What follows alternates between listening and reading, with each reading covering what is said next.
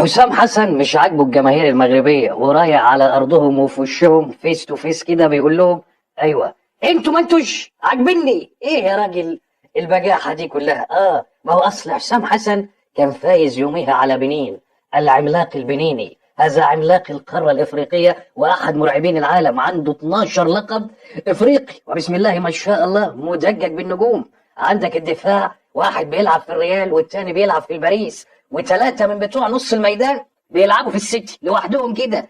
أما المهاجم اللي قدام فده الهداف التاريخي لنادي ليفربول والبديل بتاعه على مقاعد البدلاء هداف عالمي مانشستر يونايتد. أما الحارس البنيني فده عملاق كتالوني بيلعب في برشلونة. فطبعا الفوز على بنين بعد لعب أشواط إضافية يعد إنجاز. حسام حسن بقى ما حدش قده كده، عمل اللي عليه وزيادة، كده عمل حدث تاريخي نادر يا إخوانا. فالراجل يقول مهما يقول، يشوح مهما يشوح، يتخانق مهما يتخانق، محدش يقدر يقول له حاجة. ده جاي بالديب من ديله، ده الراجل عامل أداء عالمي فرقع حواجبنا واحنا بنشاهد اللقاء. شايفين الهدف الأولاني بتاع بنين؟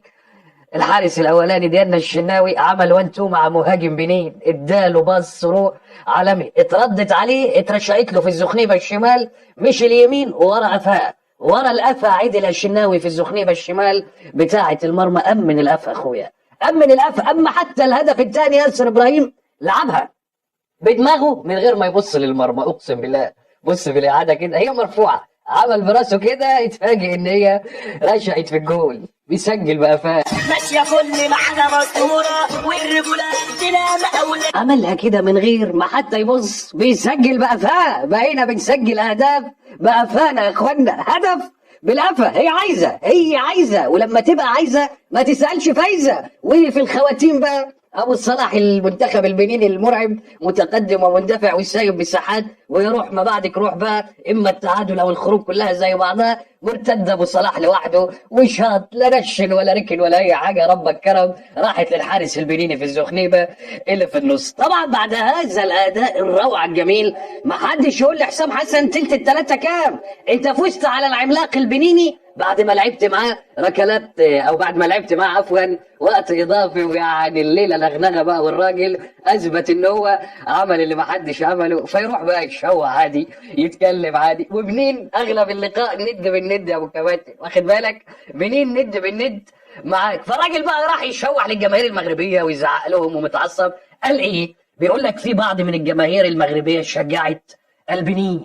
ازاي يشجعوا البنين؟ ما هو يا ابو الكباتن احنا هنا مش في منتدى التلاحم العربي عشان تبقى انت فاهم.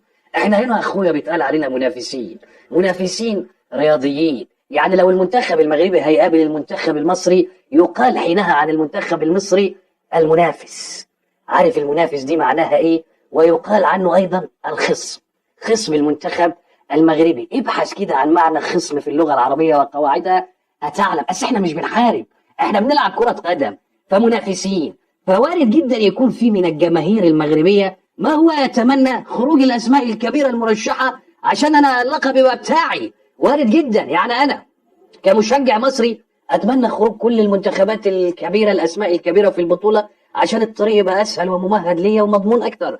وأنا كمغربي نفس الكلام، وأنا كجزائري نفس الكلام، وكسنغالي كنيجيري كاميروني إيفواري، كل ده طبيعي جدا. أنا كمنافس وخاصة البطولة على أرضي مش عايز فريق من الفرق اللي مرشحة او اللي بتعرف تفوز باللقب حتى وان كان بقالها فترة ما بتفوزش تيجي تاخد من بلد الكاس وتروح تحطه عندها. هذا ابو الكباتن شعور منطقي جدا، شعور طبيعي جدا، رغم ان احنا بنتحدث عن فئة معينة من الجماهير المغربية سندة البنيين. لا، ابو الكباتن عايز الجماهير المغربية كلها برمتها تدخل تساندني انا كلهم. والمصريين، الجماهير المصريين ما يتعبوش نفسهم، لا هو المغربي يسيب بيته ويسيب شغله ويسيب دوامه ويسيب التزاماته ويجي قبل اللقاء يحجز تذاكر ويدفع فلوس ويستنى بالساعات ويدخل يشجعني.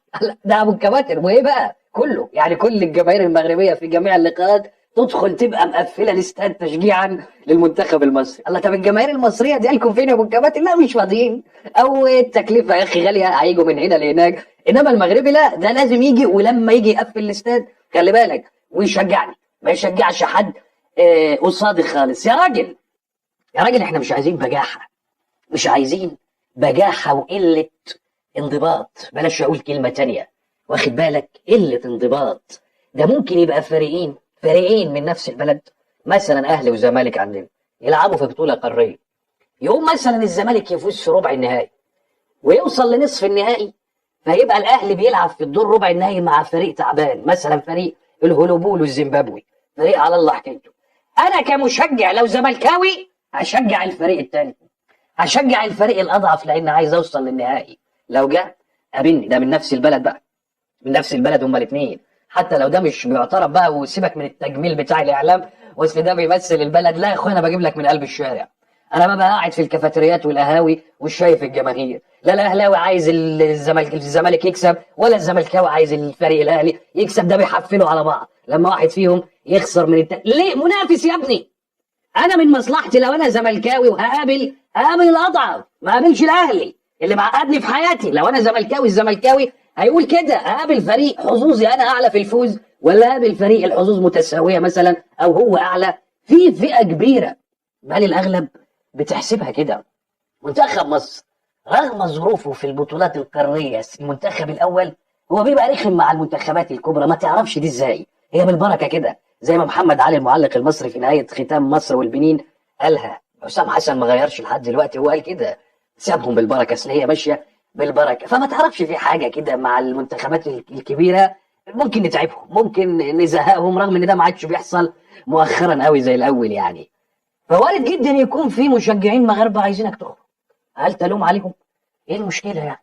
وانت رغم الجماهير المصريه عشقها للكره المغربيه وجمالها، في شريحه تقول لك يعني مثلا لو منتخب مصر في ربع النهائي مع الكوت ديفوار ده، مثلا المغرب تخطى، هيلاعب مين؟ المنتخب المغربي هيلاعب مين؟ المنتخب الكاميرون.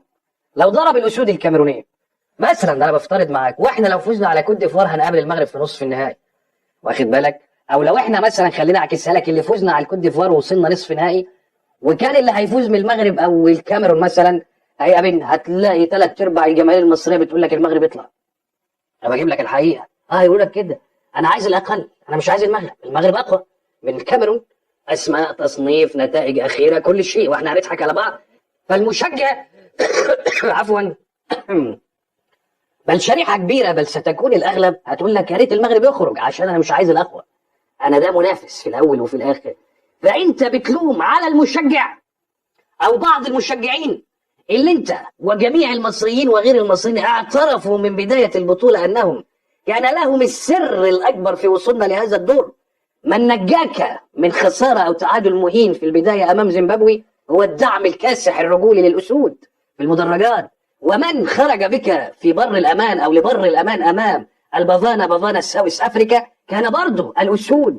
حتى في لقاء الزامبيين كان لك من المشجعين المغاربه ومثله في البنين، وانت طلعت في بدايات البطوله وقلت هذا الكلام، قلت نشكر الاسود المغربيه، الجماهير المغربيه على دعمهم وانهم كانوا لنا رجال ولا ننسى فضلهم. ده ناهيك عن الكثير من المحللين والكثير من اللاعبين والكثير من المرافقين لبعثة المنتخب واللاعبين هناك في أغادير، والفيديوهات منتشرة يراها الجميع، مش بنقول كلام وخلاص. احنا بننسى كل ده وجايين نمسك حاجة، بس عايز أقول هو لا يمثل إلا نفسه. الله يرضى عليكم، انتوا أشقاء واعيين وبيعجبني ثقافتكم.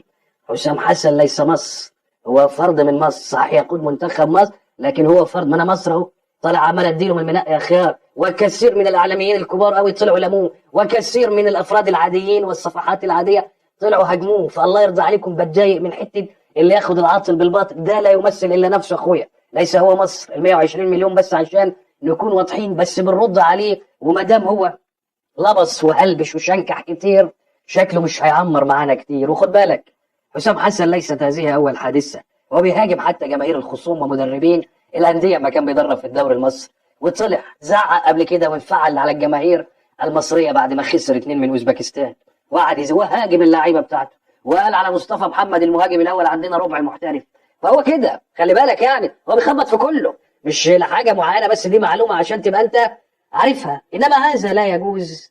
قديما قالوا بص النص الكوبايه المملوء، ما تبصش للنصف الفاضي. ما تنساش كل اللي حصل وتيجي تمسك في حاجه ساعتها هيبان قدام الناس ان انت مش عايز تشوف الا او عايز تركز على حاجه معينه. وحذاري واحذر يا حسن، واحذر يا حسام من أن يتلاشى الدعم المغربي في المحطات القوية القادمة التي هي أهم. الدعم المغربي كان مهم فيما فات، ولكن الأهم هو القادم. لا تخسر الجماهير المغربية، وإن كنت أخشى أن يكون قد حدث هذا بالفعل بعد ما فعلت. القادم يا أخويا هو الأصعب. اللي فات كان مهم، لكن إحنا داخلين على ما هو أهم للأسف. هذا هو الفارق بين العقليات الاحترافية، وهذا هو الفارق بين الفكر الاحترافي. ولذلك المدربين الأجانب تلاقينا نلجأ ليهم في كثير من الأحيان. ما أعتقدش إن لو مدرب أجنبي كان ممكن عمل حركة زي دي. للأسف لم نكن نتمنى أن يحدث هذا، لأن إحنا لسه كمان مكملين، ولأن ما شفناش حاجة وحشة منهم، ولأن اللي جاي واللي داخل تقيل وتقيل قوي قوي قوي. عامة عشان ما نرغيش كتير نكتفي بهذا القدر، ولنا موعد في المساء بمشيئة الله لو ربنا ادانا عمر يعني. وإلى اللقاء.